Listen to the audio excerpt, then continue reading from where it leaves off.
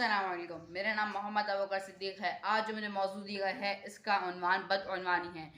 یہ اتنا اہم اور بنیادی مسئلہ ہے جس سے ہمارے ملک کے شعبوں اور پیشوں میں سرایت کر گیا ہے، خاص کر اس سے نوجوانوں کی نسل تذبذب کا شکار ہے۔ کیا طرز عمل اختیار کیا جائے اور ان کا عمل علم انہیں کیا سکھا رہا ہے اور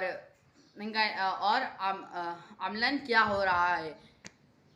ہر چیز میں شعبوں میں بدعنوانی ہو رہی ہے۔ قانون میں بدعنوانی، عدلیہ میں بدعنوانی اور تعلیم میں بدعنوانی۔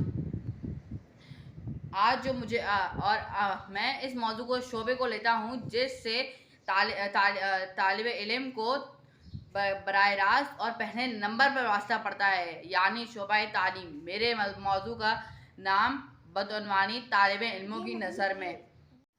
اس شعبے میں بدعنوانیاں، قرابت داریاں، خود غرضیاں، بے ایمانداریاں اور جانبداریاں ہو رہی ہیں۔ اس میں طالب علموں کا براہ راست واسطہ پڑتا ہے۔ یہ شعبہ اتنا اہم اور بنیادی ہے کہ بقول شاعر ہے، نہیں ہے کوئی طاقت تنظیم سے بڑھ کر، نہیں ہے کوئی طاقت تنظیم سے بڑھ کر، نہیں ہے کوئی دولت تعلیم سے بڑھ کر۔ میں آپ کو بتاتا ہوں کہ تعلیم میں جو چھپی اور ظاہر بدعنوانیاں ہیں اس پر ہم تبصرہ کریں گے۔ ہمارے معاشرے میں یہ بدعنوانیاں ہمیں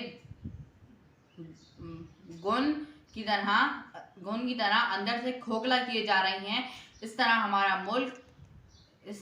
ملک تباہی کی طرف جا رہا ہے۔ حضور اکرم محمد مصطفیٰ صلی اللہ علیہ وسلم کا ارشاد منقول مبارک ہے، جو قوم عدل و انصاف پر حضور اکرم محمد صلی اللہ علیہ وسلم کا ارشاد ہے کہ جو قوم عدل و انصاف سے ہاتھ سے جانے دے وہ قوم تباہی اور بربادی کا مقصد بن جاتی ہے۔ اسی طرح اگر ہمیں کسی ملک کی پہچان کرنی ہو تو ہم اس کی تعلیم سے پہچان کر سکتے ہیں۔ لیکن ایک چھوٹی سی بدقسمتی ہے کہ ہمارے ملک کی ڈگریاں دوسرے ملک میں کوئی ویلیو نہیں رکھتی۔ جزاک اللہ خیر۔